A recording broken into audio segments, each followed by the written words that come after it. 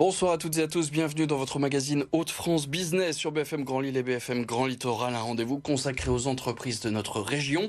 Vous connaissez forcément le relais, ces boîtes qui récupèrent vos vêtements, mais savez-vous que ce réseau d'entreprises favorise l'insertion des personnes en situation d'exclusion?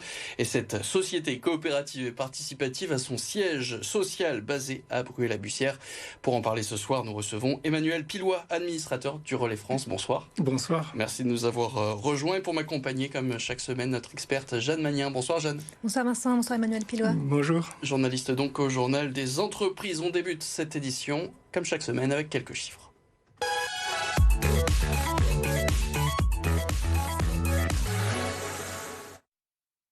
Des chiffres Hauts-de-France, évidemment, sur BFM Grand Lille et BFM Grand Littoral. 777 salariés au 31 décembre 2020 pour le relais. 34 441 tonnes de textiles, linge de maison et chaussures triées. Enfin, en chiffre d'affaires, plus de 77 millions d'euros. Première question, on connaît tous donc forcément ces boîtes qu'on voit plantées un peu partout dans la région. Mais le relais, concrètement, en quelques mots, c'est quoi ?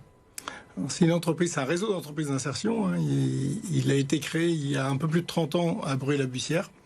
Et donc l'idée, elle vient d'une communauté Emmaüs. Dans le mouvement Emmaüs, on accueille des gens qui sont à la rue, SDF. Et cette communauté, avec plusieurs fondateurs du relais, dont Pierre Duponchel, ont eu l'idée de créer une entreprise spécialisée dans la collecte et la valorisation de vêtements. Donc chez Emmaüs, on ramasse de tout. Au relais, on est spécialisé dans les textiles et dans les chaussures. Mais ils viennent quoi ces vêtements ? Et donc l'idée, c'était en effet de redonner une chance à des gens qui étaient au bord du chemin, au chômage longue durée, et de les valoriser. Donc on a commencé par collecter, et puis avec le temps, on a trié les vêtements, on a ouvert le sac, et puis on a généré toute une filière pour en effet créer le maximum d'emplois. Donc d'abord des chauffeurs ne sont pas redistribués directement. Alors du tout. Donc en fait l'objectif du relais, c'est en effet d'avoir un impact social sur l'emploi directement. Donc des chômeurs longue durée, des gens qui étaient en effet en communauté, SDF ou en grande difficulté. Et ces gens-là, en effet, on leur redonne un salaire, un SMIC. Ils travaillent 35 heures par semaine. Et puis on a un temps d'accompagnement qui est un temps d'insertion de 24 mois. Et puis on va soit en effet leur donner une solution à l'extérieur, mais aussi une solution à l'intérieur. Il y a des gens qui ont été embauchés il y a plus de 20 ans au relais. Le relais a 35 ans ici dans le Nord-Pas-de-Calais. Les vêtements qui sont collectés, eux, ils sont soit recyclés, soit valorisés. Ce qui est vraiment dans l'air du temps. On n'en a jamais autant parlé aujourd'hui que de recyclage et de seconde main. Oui. Donc votre modèle, il est vraiment 30 ans après, validé par l'évolution de la société. Tout à fait. Ça se développe de plus en plus parce qu'en effet, on a pris conscience de l'enjeu environnemental. Puis le problème social, il est toujours présent. On a toujours des gens qui sont en effet un petit peu en décalage avec la demande de l'emploi. Donc nous, on les forme, on va éventuellement leur donner une sortie à l'extérieur, mais on a aussi une sortie possible au relais. On peut pérenniser l'emploi. Donc il y a beaucoup de gens qui sont en effet dans les 800 emplois en Hauts-de-France. Il y a des gens qui sont en CDI et qui en effet sont salariés du relais depuis quelques années.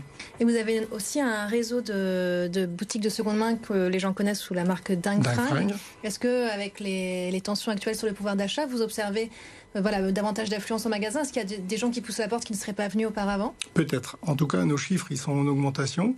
Et la seconde main, en effet, est dans l'air du temps. On le voit chez la population jeune, parce que la population jeune, je pense qu'elle a pris conscience un petit peu plus de l'enjeu environnemental. Elle regarde peut-être son budget. Puis il y a tous ces gens qui, en effet, aujourd'hui se disent pourquoi acheter un vêtement neuf si il y a un vêtement d'occasion qui est en bon état, qui pourra faire l'affaire. Alors Jeanne, on avait prévu de parler beaucoup de développement durable avec vous ce soir, mais c'est surtout l'emploi qui ressort en fait de cette discussion. Alors parlons-en maintenant de l'emploi. Le relais, ça favorise la réinsertion des personnes peu qualifiées. Comment elles sont pourvues les offres d'emploi? Alors nous, on travaille tous les services de l'emploi, donc Pôle emploi bien sûr, les missions locales, les plis, donc toutes les personnes qui en effet sont au chômage longue durée, au RSA ou en effet en grande difficulté sont identifiées, adressées au relais, et puis nous on recrute que des gens qui, en effet, répondent à ces critères. Donc, on a un contrat d'insertion de 24 mois. Donc, il y a une aide de l'État pendant 24 mois pour accompagner la personne, lui redonner confiance. Donc, au départ, on n'est pas exigeant comme une entreprise classique à avoir des compétences. Voilà, on a beaucoup de gens aussi qui parlent peu français ou pas bien. Et puis, petit à petit, on peut monter en compétences.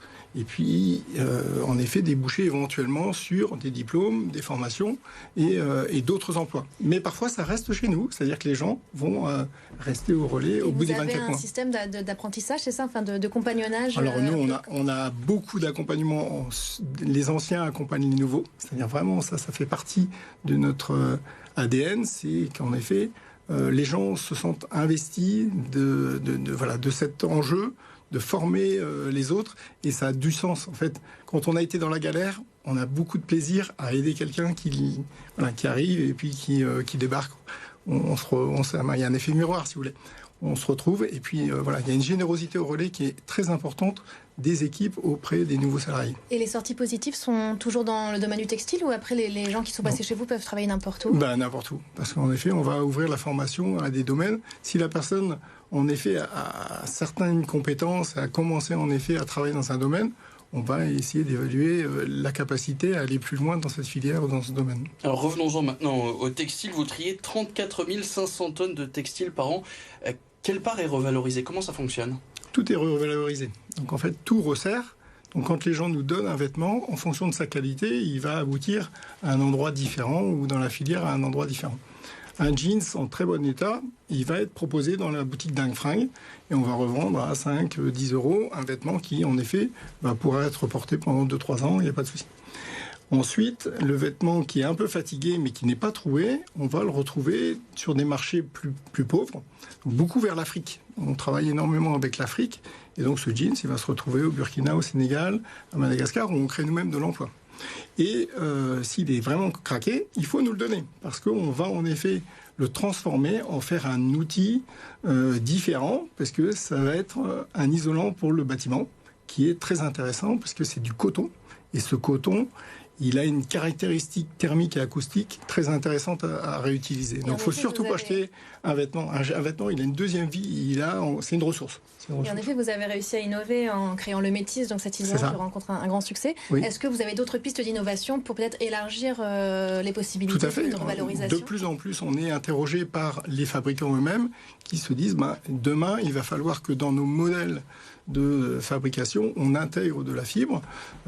Donc peut-être qu'un jour aussi, il y aura des chaussures avec des semelles recyclées. Voilà, toute cette innovation-là, on la suit de près et on l'imagine.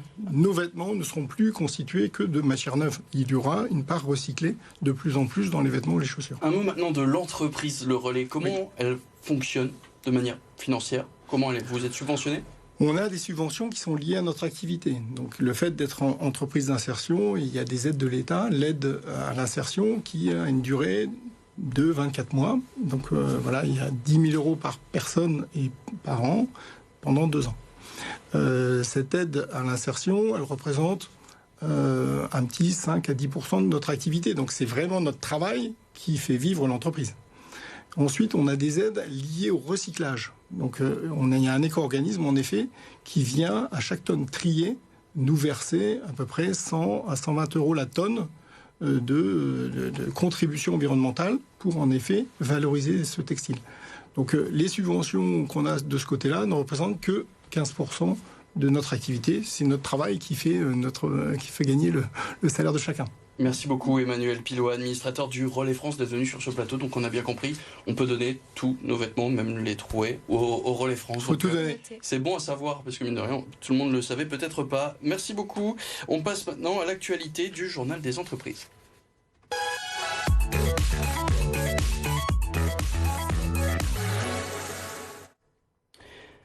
Cette semaine, Jeanne, vous nous présentez donc le dernier numéro du journal. Tout à fait, le numéro de juin du Journal des entreprises est sorti hier. Vous pourrez y retrouver notre enquête sur la situation des transporteurs dans les Hauts-de-France. Confrontés à la hausse des prix du carburant, comme tout un chacun, le secteur du transport routier, qui représente environ 5000 entreprises dans la région, est dans la tourmente. Ce nouveau coup dur vient s'ajouter à des difficultés chroniques de recrutement, alors que la demande est très forte, sans compter les délais d'attente pour recevoir du nouveau matériel roulant.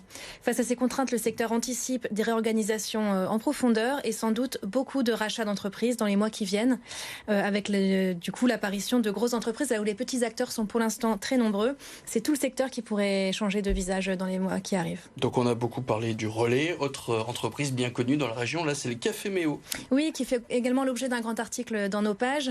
Donc le torréfacteur nordiste bien connu, qui lui aussi se débat avec la forte hausse de ses matières premières. Voilà, c'est une constante. Pour autant, le groupe investit pour améliorer sa productivité. Il vient d'investir 12 millions d'euros pour agrandir son siège de la Madeleine et installer de nouvelles lignes de production de capsules.